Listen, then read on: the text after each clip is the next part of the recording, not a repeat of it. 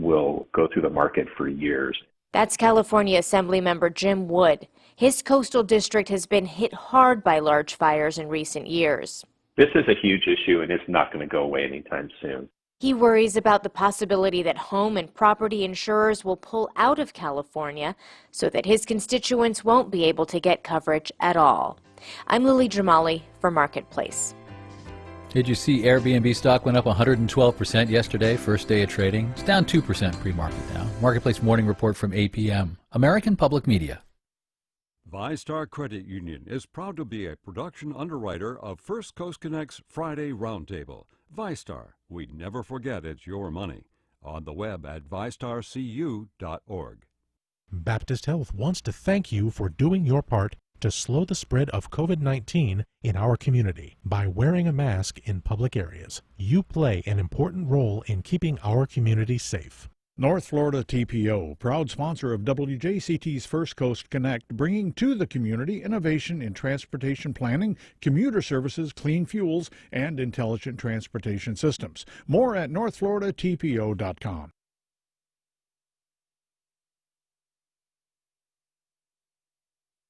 This is WJCT News 89.9 Jacksonville. Ahead in the next 5 minutes, live local news for the First Coast from the WJCT News team.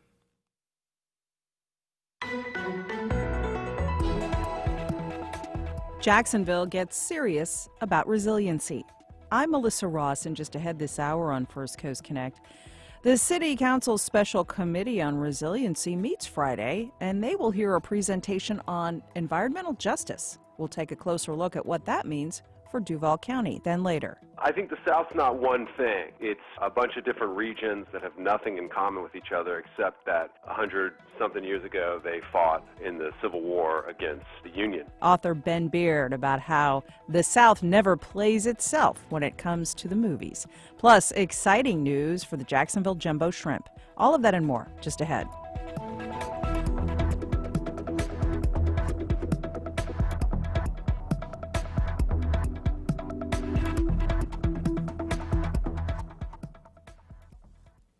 After the day's news.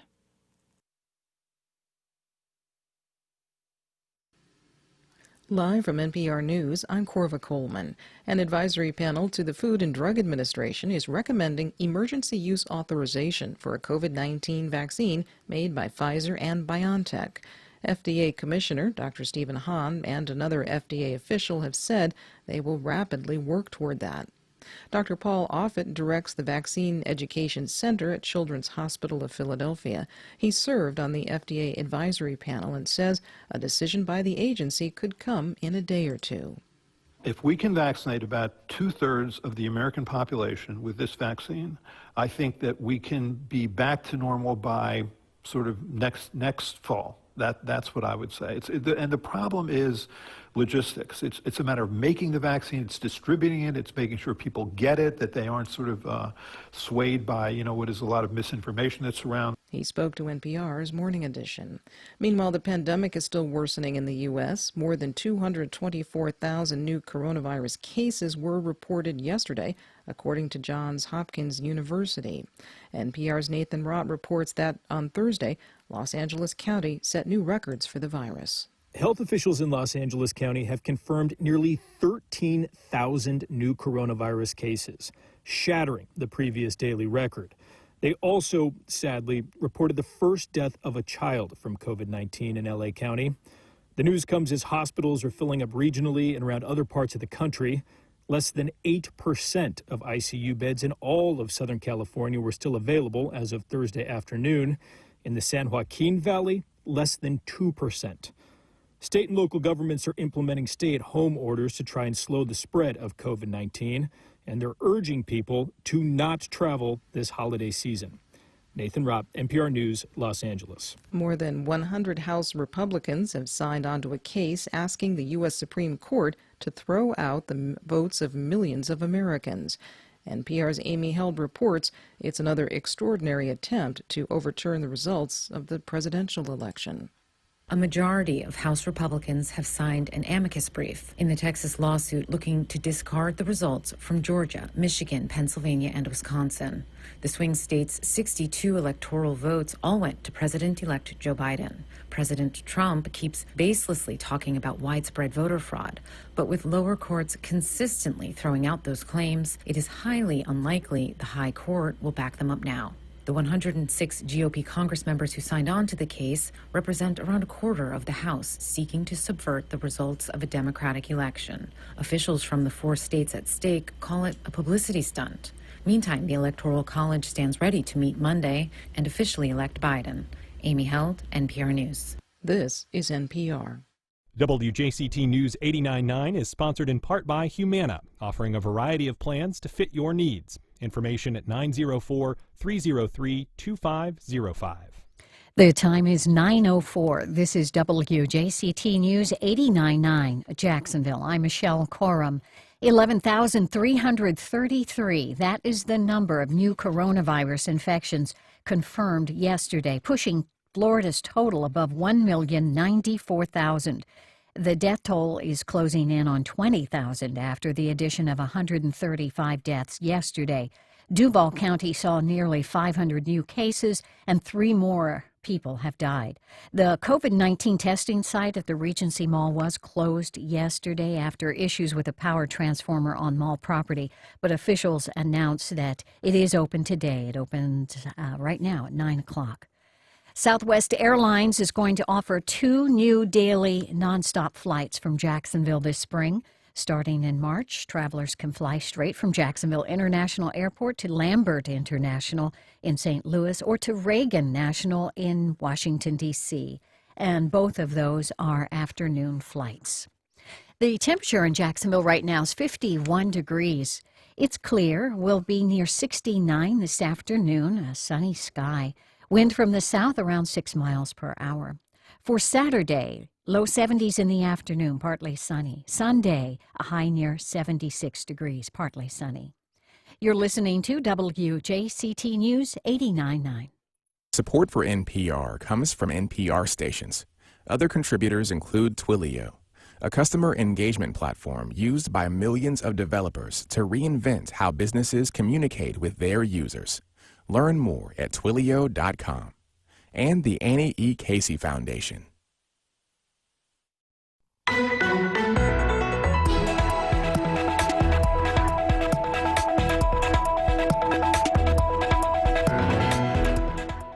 More drama over Lot J. A COVID vaccine is on the way, and what City Council is doing to help create a safer community. Some of the stories making headlines this week. Good morning. This is First Coast Connect. I'm Charles Griggs, sitting in for Melissa Ross. Thanks for listening. And just ahead, all the top stories of the week with our Friday Roundtable. Give us a call, 549-2937. Then later, besides gifts, shopping, and vacations, the holiday season also means gingerbread houses. We'll check in with an annual gingerbread extravaganza. But first, it's Friday.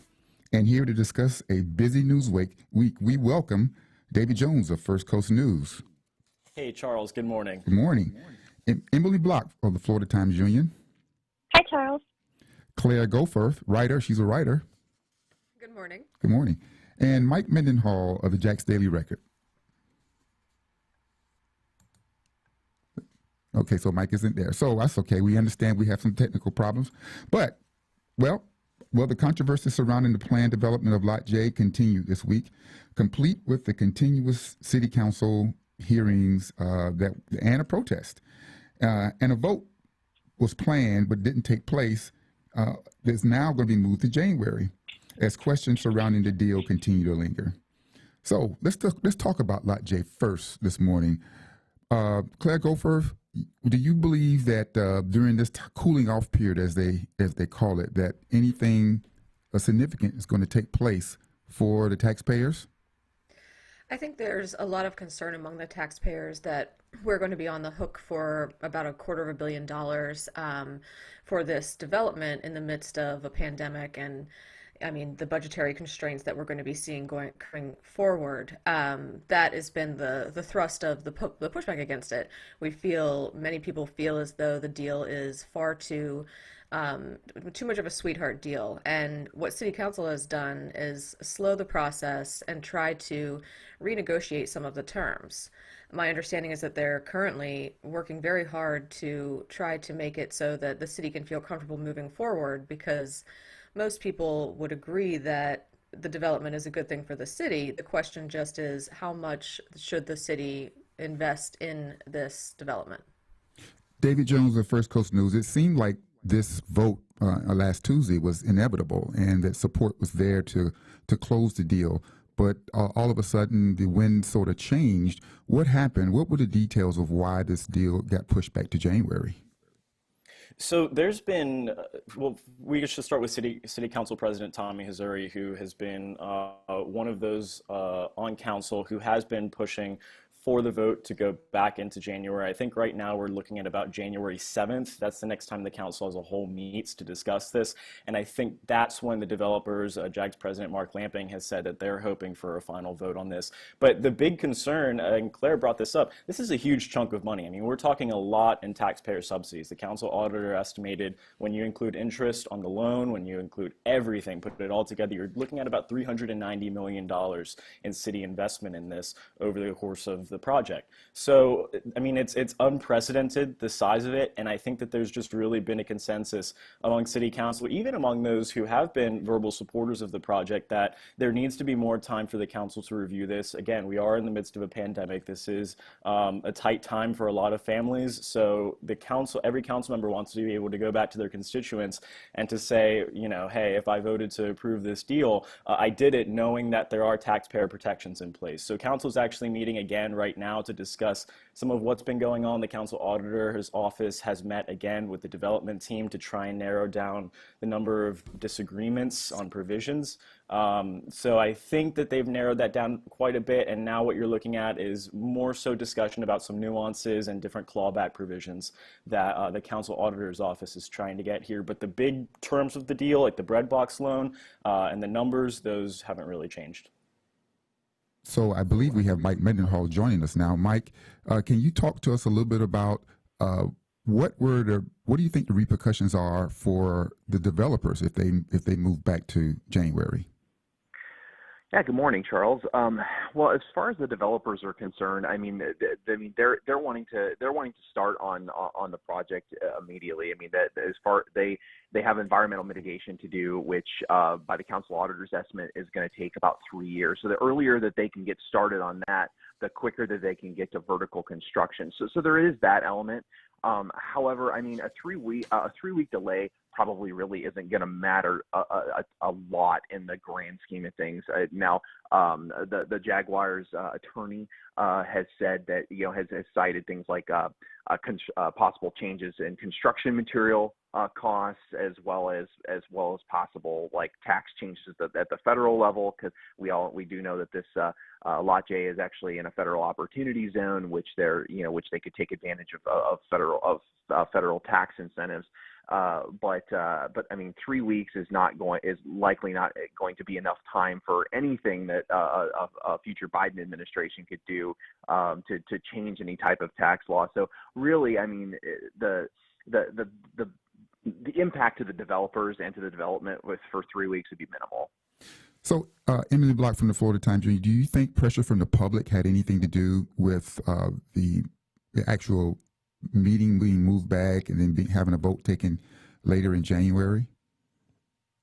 Oh, absolutely. I think if we've learned anything from JEA, we know that public pressure makes a difference.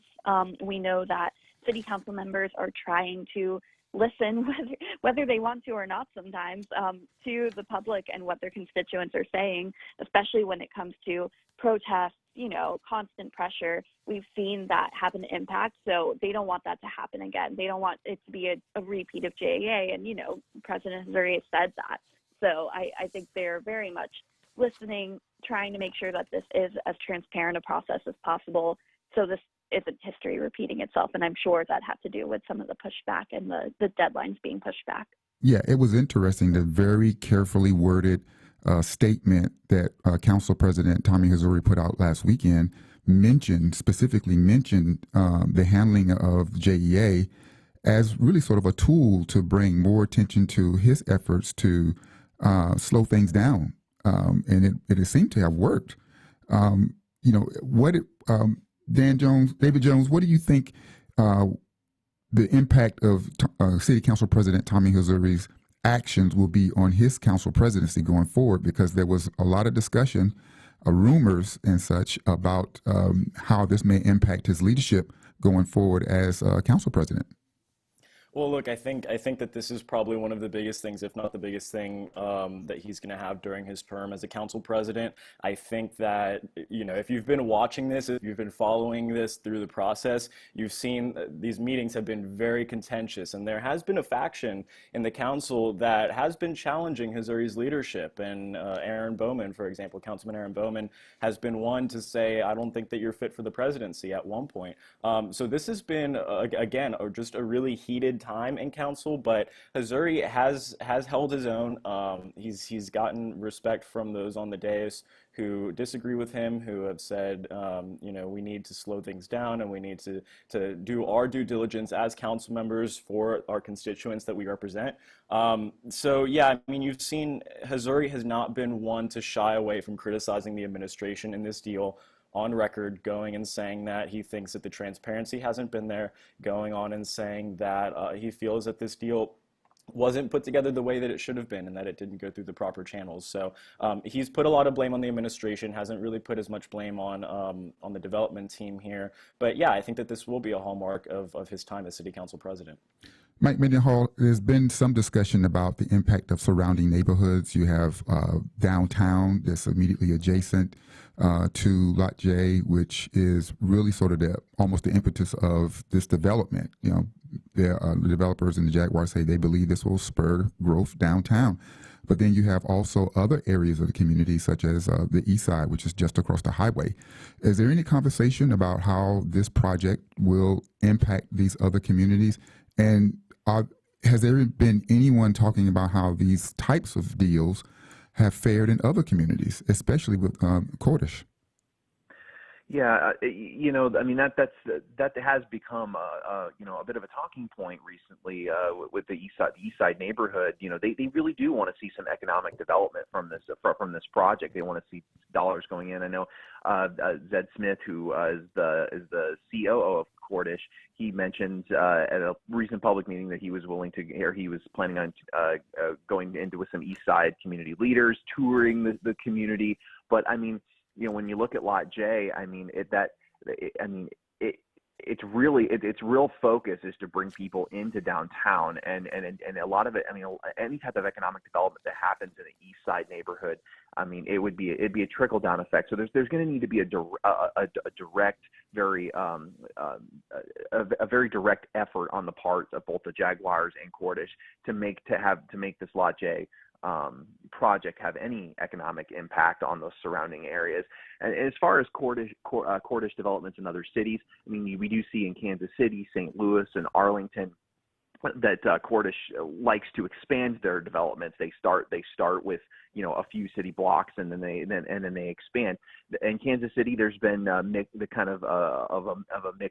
result. As far as the city's return on investment may not have been as high. However, it does generate a lot of foot traffic in downtown Kansas City, and that's kind of been the argument that Cordish and the Jaguars have made for this very large city incentive package. It's like, well, your return on investment for the city may not be high, but look at what Lot J is going to do for the surrounding downtown area. It's going to bring increased foot traffic, and it's going to be a catalyst to spur development. And they like to call it, the intangible effects. So, at this point, there haven't been any commitments made as far as neighborhoods outside of the directly outside of the downtown footprint on that. Yeah, that's been interesting because it's almost as if people are really concentrating more on downtown than other areas adjacent to the development area. And I've heard people asking questions about that and wondering what the total impact would be. Has there been any conversation, Claire Goforth, about what the impact would be as well on the future negotiations that the Jaguars have said are coming down the line. We know that there's going to have to be improvements to the stadium in the future. Everyone's clear on that. And it sounds like the public is probably very much accepting of that. There's been some criticism that this deal hasn't been packaged to include all of that. That's been some of the council members' questions that we've heard. They're wondering why that is not part of the deal. So do you think that is going to be something that comes up when we get to the meetings in January and discuss even more in depth? I mean, it's probably will. It certainly has already come up. I mean, just the other day, Jaguars president Mark Lamping hinted that Jacksonville, it was a sort of free agent since Shad Khan bought the Jaguars. And that to me kind of just imagine it in the terms of your significant other saying, well, I have other offers, but I'm staying here because, I like you. That was a bit insulting. A lot of people took that as a bit of a stinging slap in the face. The problem that some people have with this deal is that it does seem to be a bit one-sided, benefiting the developer. And Jacksonville is not getting that promise that they want for the Jaguars to remain past 2030, I believe.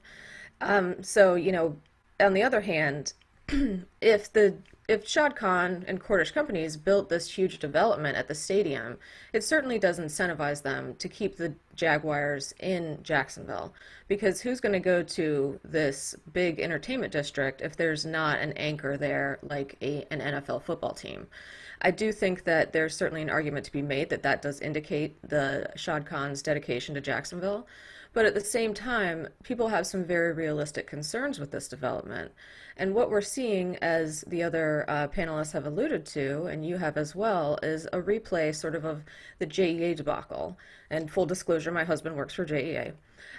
What happened in the JEA situation with the sale twice now is that it sort of came out of nowhere. They tried to fast track it. There was significant pushback, and then it all fell apart. And we're seeing kind of a replay of that here with the Lot J negotiations. Although I don't think it's likely that the entire deal will fall apart, it's very similar to the strategy that the Curry administration has used previously in order to fast track something that they want without really getting the sort of public input and presenting the case to the public for why they think this vision makes sense. And that is what really sticks in a lot of people's craws around the city. Yeah, that's you're right about that. The question has been for a lot of council members, the ones that I've spoken with, is why wouldn't this all come down at one time, lay it all out, tell us what we're up against over the next 10 to 15 years, and just let the public vet it and go forward. But that it seems as if that the Jaguars, the city, and the developers are looking at doing this in pieces on purpose. David Jones from First Coast News, do you have any idea why this would not be something that the public wouldn't accept on a level where if they knew about the entire project? And how much trust is involved as it relates to the JEA debacle and how that impacts this deal? Well, look, I think I'll start with the taxpayers and whether this is something that they accept widely. I mean, we saw in the UNF polling that at the moment the taxpayers, at least that polling showed that the majority are not in support of this deal as it is right now. But something that you hear a lot is, well, I accept that the deal is one-sided, it's skewed toward the developers, but maybe I'm kind of willing to give that much away to keep the Jags in Jacksonville if that's what it takes. Maybe I'm kind of willing to give that much away to get development rolling in downtown if that's what it takes. So what it's going to come down to on the city council level in terms of just interacting with the constituents and with their base is going to be really taking a hard look at this and saying, are we willing to give away this much money? And I'm thinking specifically about the bread box loan, which is kind of functions more like a grant, which is something that Councilman Danny Becton was hitting on, and that's $65 million that the Jags or the development team is going to get an infusion of, I believe, over $50 million cash to start this development. So there's a lot of nuance to this deal, and I think that overall, people want to keep the Jags in Jacksonville. It's just a question of how much are they willing to give away to do that. Going to the JEA thing, so I mentioned earlier the vote right now, the development team's pushing for January 7th. That's the next Council of a Whole meeting. If you've been following JEA, you know that the City Council has its own special investigative committee that's been looking into JEA and trying to dig up and find exactly what's been going on and what happened during that deal with the bonus plan and all that sort of stuff. Their report, from what I've seen, is set to come out on or before January 11th, which is just 4 days after when the development team is pushing for this vote to happen. So it's going to be really interesting to see, first of all, whether the vote actually does happen before that report comes out, and whether there is a push behind the scenes to get this vote done before that report comes out from the Special Investigative Committee, because the idea is that that report's going to show what a lot of us already know about kind of the inner workings of that JEA deal and who was involved in it, and you'll see that some of the names that were involved in it have been talked about as being the ones who have negotiated the Lot J deal as well. Yeah, I see one of the on the Twitter that one of the questions is about Lot J is that they consider still be unanswered is how much the city is spending before Kahn and Cordish put in $1. So there was some prep that went into this deal, especially like tearing down the ramps here near WJCT, road work and so forth, and infrastructure. So that is going on. I would like to talk now a little bit about Mike Mendenhall. Can you go back and let's talk a little bit about the Downtown Investment Authority's involvement in this process? Many people felt like this would be sort of a rubber stamp when the council pushed it on to the DIA, recommended it to go to the DIA, and what they got was a very thorough review of this deal, and some of the things that that came out of that report were very useful in the council discussions going forward. Can you talk a little bit about what difference, if any, that review made on the progress of this project? Yeah, well, I mean, like you said, Charles, the review was very thorough, and the DIA CEO Lori Boyer, just for some context, I mean, she is a Republican former city council president. She typically has an aligned agenda with the mayor when it comes to these type of development projects. So the fact that this report, it was not kind to the development. I mean, and one of the big sticking points was this breadbox loan, and David had mentioned earlier, the $65.5 million 50-year interest-free loan. The DIA determined that there wasn't enough. They didn't have enough information to determine whether or not that particular incentive was justified. To close the financial gaps for Lot J, and that really sparked a lot of debate on City Council. That really kind of that really opened this up.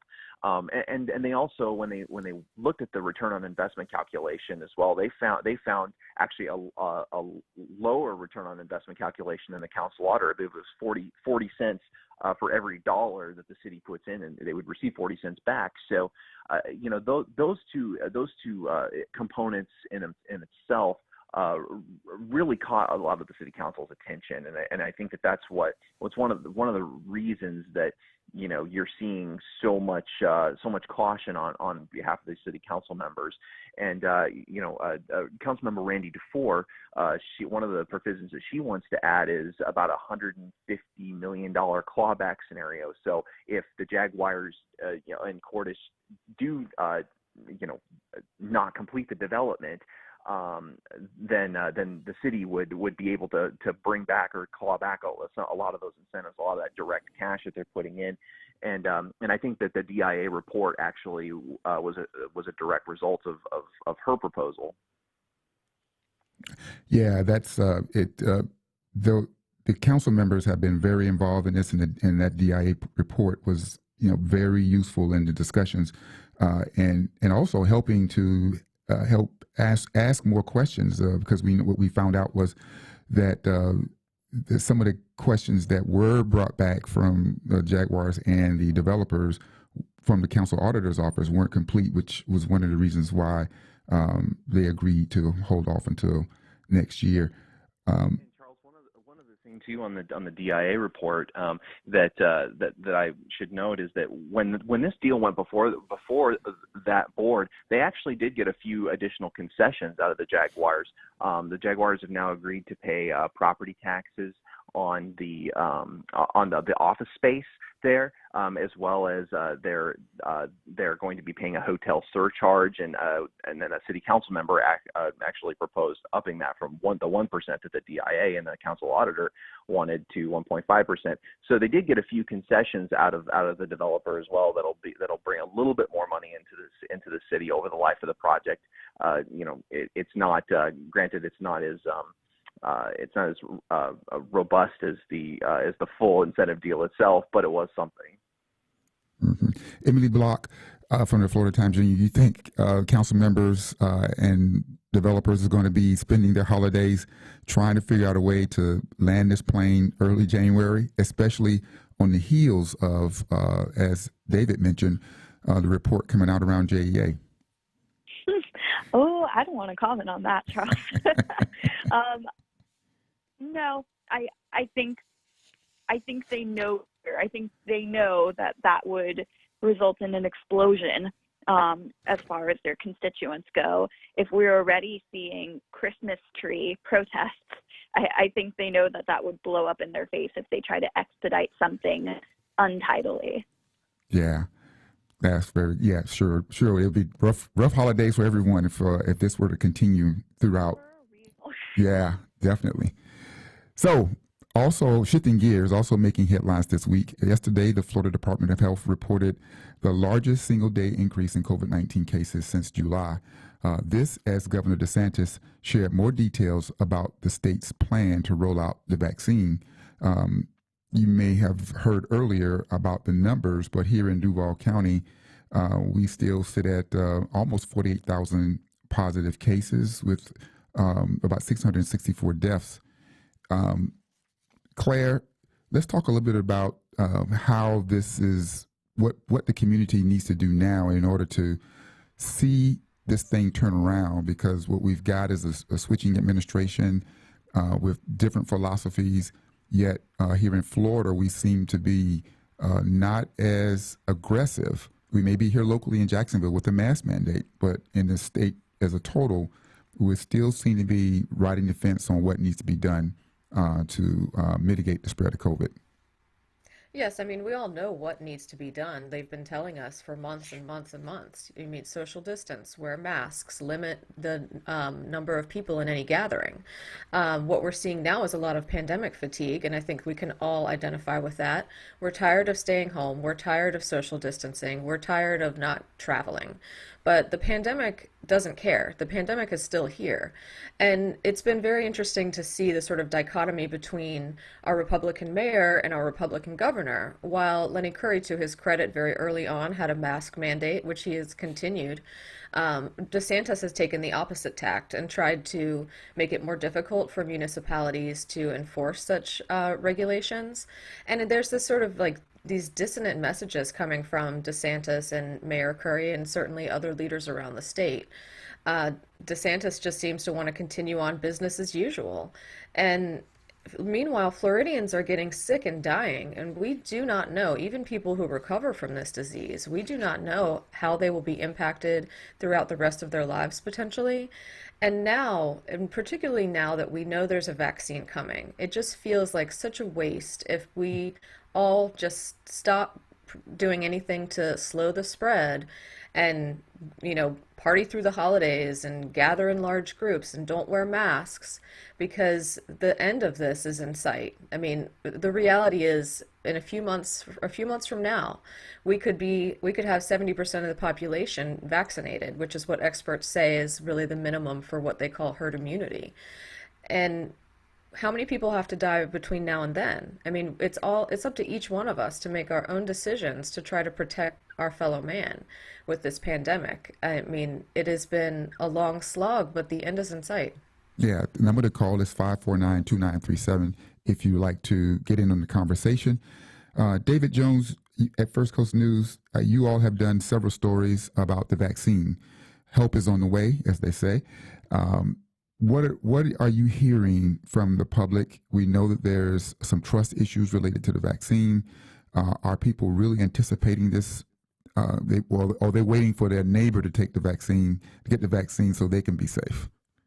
That's kind of how it feels. I mean, it feels like there's a lot of apprehension. I know it's not local, but I was reading a headline from the Miami Herald yesterday. They polled workers at Jackson Health, the hospital down there in Miami, and only about half said that they would take the vaccine in the first phase. Another 35% said that they would wait later on to get the vaccine. So that's kind of what concerns me personally. I think as we watch this play out, as we see these rollouts begin here in Florida, which hospitals are expecting to start getting doses within days, I think that there is apprehension among the public. But again, going back to kind of this light at the end of the tunnel here, widespread public availability, we're talking months from now. I mean, we've got, I believe the Department of Health cites like 1.3 million registered healthcare workers in Florida alone.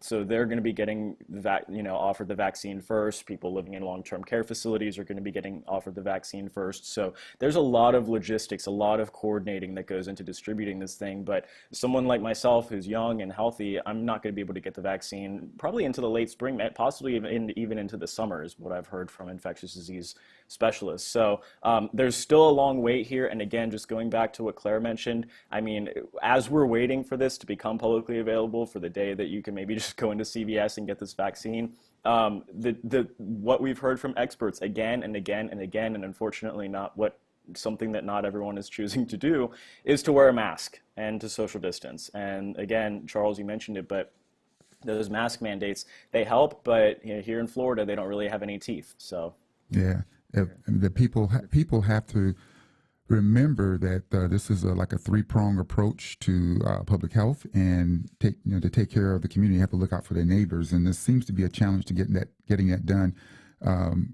It seems that people have COVID fatigue, and that's a real thing. That's a real challenge. Claire, go first. I'm sorry, I want to direct this to Emily regarding the schools and the quarantine guidelines. Schools seem to be fairly, the children are very challenged. There's still challenges there. We don't know how many cases of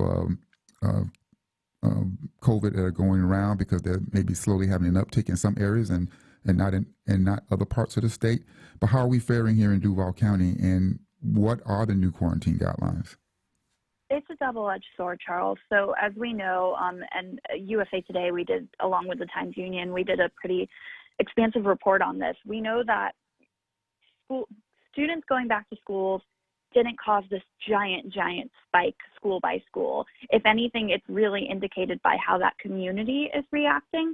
So for instance, in schools in Duval County, when we see a big spike, it's typically because there was some sort of party off campus, some sort of event off campus, that then those students went back to school, and that's when contact tracing ballooned, and the effect just, ballooned from there.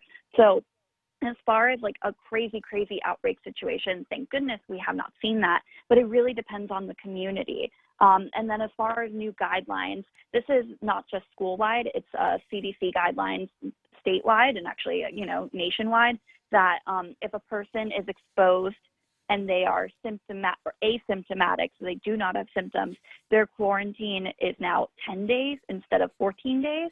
And the school district has in turn implemented that and says that it gets students and faculty members back into the classroom as quick as possible. Yeah, it is very difficult to, because, kids and children and students, they are in close quarters and tend to want to congregate together.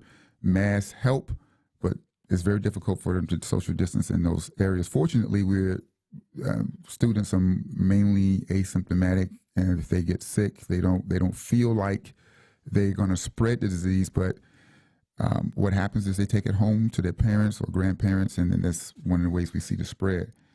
Exactly. It's tricky. There's really no right answer. And we know that, at least what I'm hearing from parents, is that they're grateful that they at least have the option to opt into a virtual option. And that's been extended till the end of the school year. Yeah.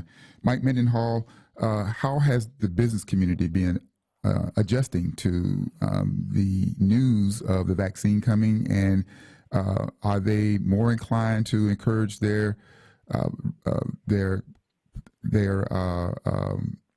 want to say their customers to wear masks, because we've seen some challenges there too as well, where people are. We saw some struggles early on where there have been some folks who don't want to wear masks, and they don't want people. They don't want to enter the store without a mask, and they get challenged on it. So how's the business community doing with that? I mean, the small business owners that I'm talking to, specifically in the hospitality, entertainment, and restaurant, sectors, they care about the health and safety of their customers, right? And a lot of them, they have incentives to make sure that they're requiring masks, distancing tables, those kind of things, but it is a balancing act for a lot of these small businesses. Their revenue's been hampered by capacity restrictions and closures early on in the pandemic, which has a reverberating effect as you go throughout the fiscal year and you come down to the end of the year.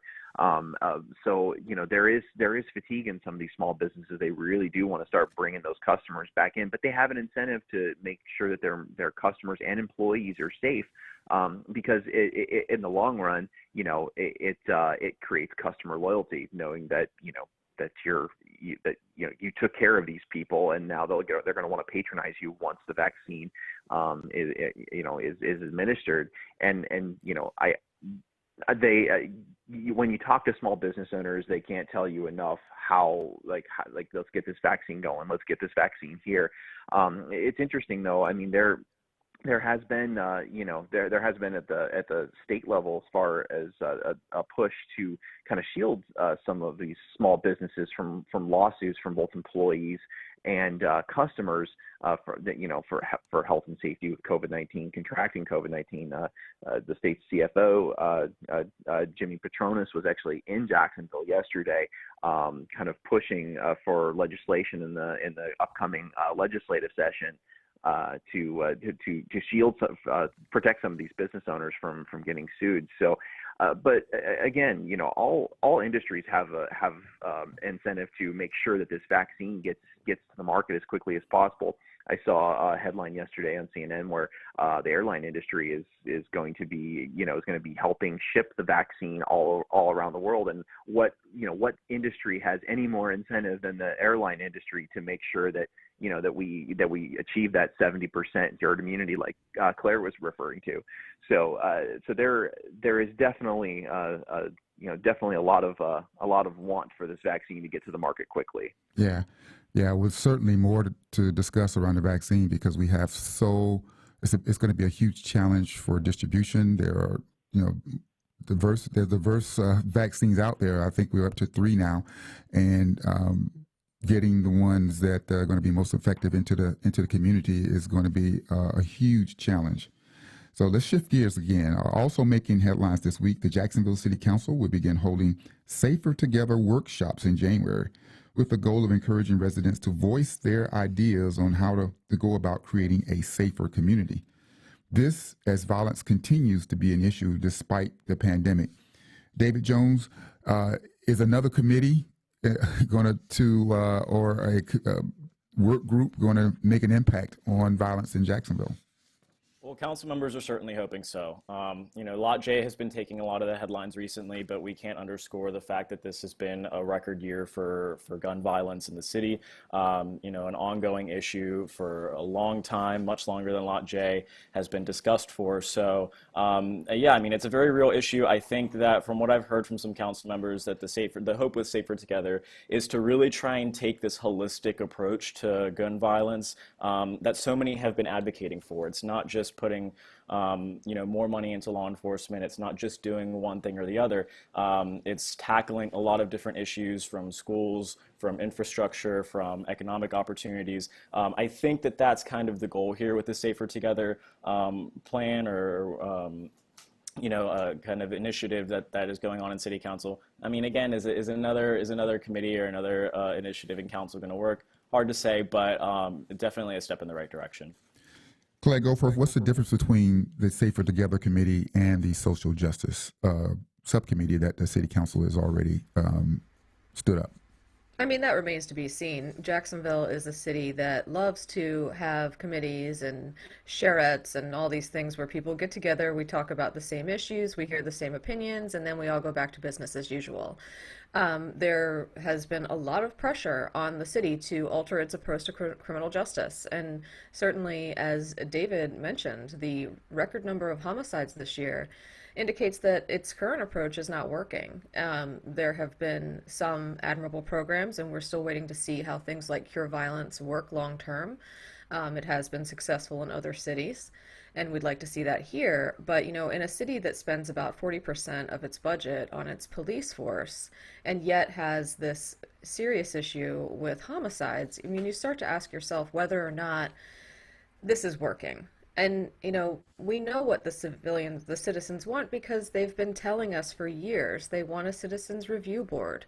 They want some changes into how JSO polices. I mean, when you go to a press conference after a shooting in the North Side or any of the areas of Jacksonville where violence is high, people say they want officers to get out of their cars. They want to have more of a relationship with these individuals who are policing their neighborhood. We know all this, and I think that it is admirable to hear from the public, but we keep hearing from the public the same thing and not changing. So at some point, maybe implement the things the public wants. Just an idea. Yeah. Mike Mendenhall, council members Joyce Morgan and Michael Boiling are leading these discussions, and their focus really is how to bring voice to the concerns of the community around policing.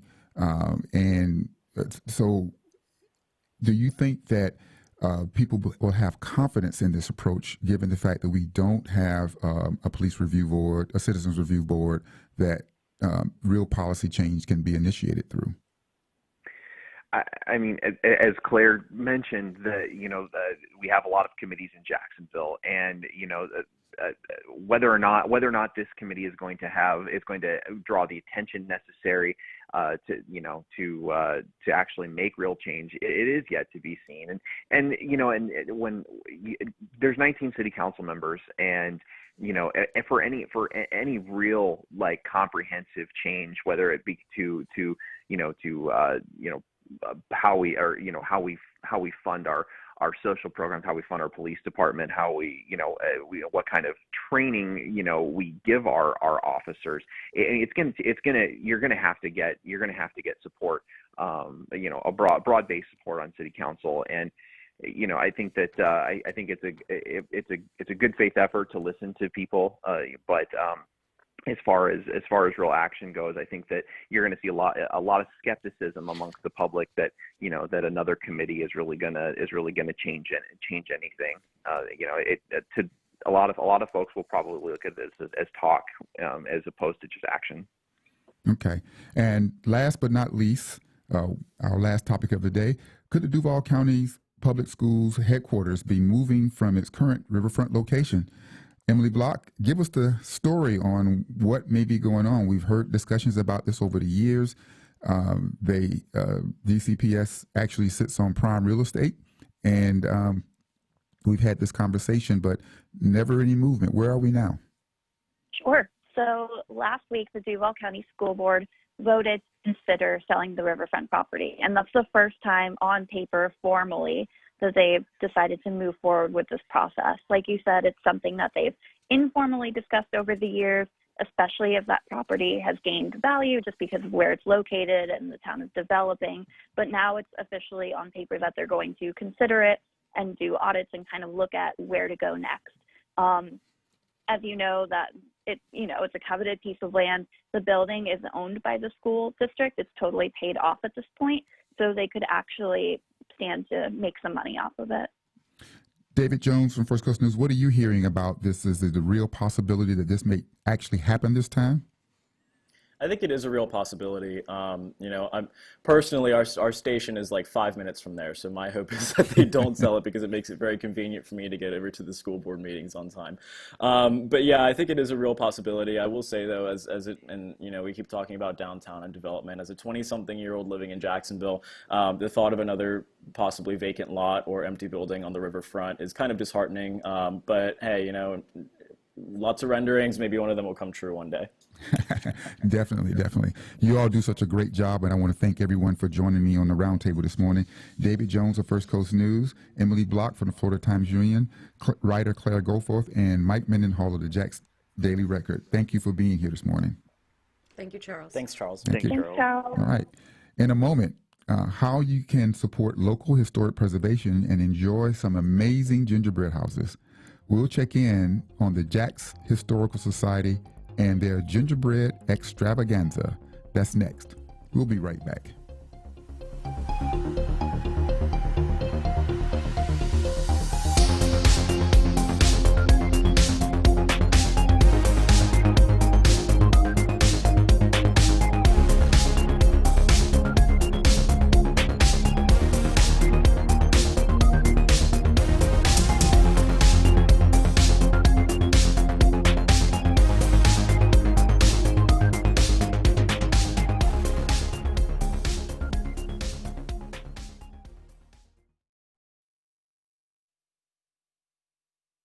I'm Ari Shapiro from NPR. You made a commitment to being more informed, and now listening to this station is part of your life. You can commit to another habit and make the journalism you count on possible. As a sustaining member, your gift will be charged automatically every month, so you'll know you're doing your part to support reliable news and information. Here's how to give. Please call 353-9528 or visit wjct.org.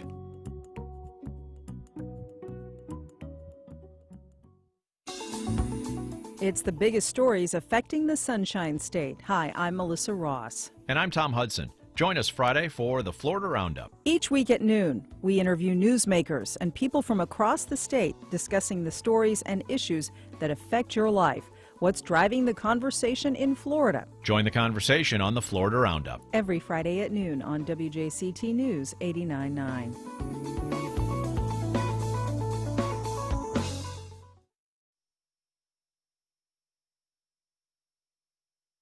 Congaree and Penn, dedicated to agriculture and culinary endeavors, offering field-to-fork dining and outdoor experiences on over 300 acres. Sip, dine, explore. Information at congareeandpenn.com.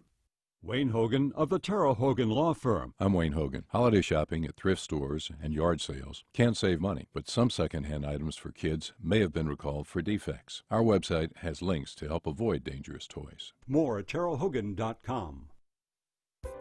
This week on Science Friday, the Arctic National Wildlife Refuge in northern Alaska has been protected from development for decades.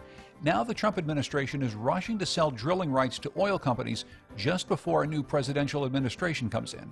We'll bring you the latest. We'll also give you some book recommendations, the best science books of 2020. That's on Science Friday from WNYC Studios. This afternoon at 3 here on WJCT News 89.9. Is it safe? It's the FDA's turn to make a move on Pfizer's COVID vaccine. Meanwhile, in Michigan and Idaho, political protests are beginning to threaten more than just the health of the participants. My 12-year-old son is home by himself right now, and there are protesters banging outside the door. We'll wrap up this week's biggest stories on the Friday News Roundup, next time on 1A. Today, starting at 10 on WJCT News 89.9. Hi, I'm Noelle King from NPR. After the year we've had, the prospect of a new year feels like both a relief and a daunting unknown. It might seem like a strange time to make New Year's resolutions when so much is in flux, but here at NPR, we're confident there's a resolution we can stick to. We'll bring you the news you need. Join us in this commitment by donating to this station now. Here's how to do it. Please call 353-9528 or visit wjct.org. Welcome back. It's a holiday tradition you won't want to miss. The 18th annual Gingerbread Extravaganza is on display now at the Jacksonville Historical Society. Melissa Ross spoke with their CEO, Alan Bliss, about these fantastical holiday creations. Hey, Alan, good to talk to you. Thanks for being with us. Hi, Melissa. Thank you, as always. Good to hear your voice, and you want to get the word out about a really beloved local tradition, the 18th annual Gingerbread Extravaganza, put on every Christmas by the Jacksonville Historical Society downtown in the old St. Andrew's Church, which is such a neat place to visit. So what's on tap this year? What do you have displayed? This year we have 47 exhibits that were created for the Gingerbread Extravaganza, and this year 30 of our gingerbread builders are first-time builders. And you know, this has been a weird and disruptive year. We thought we would be lucky to get anywhere in the vicinity of even 20 or 25. We're so gratified by the number of people who have turned out and devoted their energy and passion to creating some really spectacular gingerbread exhibits. Again, every year we have spectacular ones. Yeah, I mean, this is not the kind of gingerbread house that somebody might make at home with the little kit they got at the grocery store. I tried to do that one year, and it was a total disaster. I mean, it is hard to do even a little gingerbread house. These are big, elaborate displays. So how do these people do this? I mean, these are just local crafters and bakers making these at home, right? A few of these are what I would consider to be, you know, semi-pros, people who are in the bake shop business or actually have some expertise, some culinary expertise. But most of these builders do it just out of love and devotion, and they seem to have a great time doing it. And they spend weeks, sometimes a couple of months, on their creation. We put on a workshop for builders every September. This year, of course, we had to do it online. But man, oh man, it just never fails to amaze me, the creativity and the painstaking detail that people put into these. It's stunning. Yeah, it really is. It is so worth a visit. Bring the kids. Check this out. It's just a neat holiday tradition. People can get tickets at jackshistory.org. This is your major fundraiser of the year. And so people can come, enjoy the displays, but you have some other stuff going on at the Historical Society as well, yes? We do indeed, and there are a couple of differences this year. You know, we debated over whether to even attempt to do a gingerbread extravaganza this December. There's a lot of planning and preparation that goes into it. As the time drew near, we realized that we would have to do this in a creative way. So people who are concerned about coming out to experience it in person can visit our website at jackshistory.org, and there is a link to not only pay for tickets or make a donation for tickets to visit in advance, but also to experience it virtually through a video tour, which is the first time we've ever done such a thing. For people who have serious health concerns or considerations, which we certainly understand, that gives them an option. We also have a raffle for a couple of custom quilts that are being offered this year. We have online voting for your favorite exhibit or favorite decorated Christmas tree, of which there are over a dozen, thanks to the Junior League sustainers. And we also have a silent auction this year for the first time. Nice. All available through our website. Yeah, and in any way people participate, they're supporting your important work because you really are the keeper of this city's history in so many ways. Tell us a little bit about some of the initiatives that you've been up to this year. We are expanding our archives. We are continuing to engage in the commemoration of history events through public markers and memorials. We are continuing to collaborate with other local organizations in fostering widespread awareness and access to public history resources in Jacksonville, especially through the Jacksonville History Consortium. We're also in the early stages of launching a music history project, including a music history museum that will preserve and share and represent the incredible music history that Jacksonville has. And Yeah. so many people lack awareness of that. we have a lot of honest work to do in that area. That is such an exciting development, and I know so many people can't wait to see how that turns out. So, again, it's jackshistory.org. Get your tickets now for their 18th annual Gingerbread Extravaganza, one of the most stunning holiday displays you'll see anywhere in town. He's Alan Bliss, President, CEO of the Jacksonville Historical Society. Alan, have a great holiday. You too, Melissa. Thanks a million.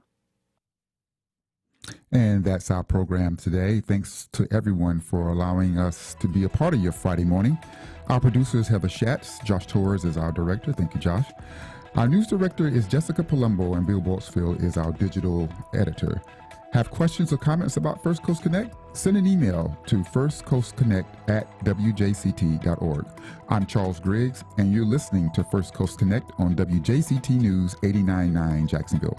We'll be back at 9 a.m. Monday, but if you missed anything, you can listen to the rebroadcast at 8 p.m. tonight or find today's show at WJCT.org and on your favorite podcast platform. Have a great weekend.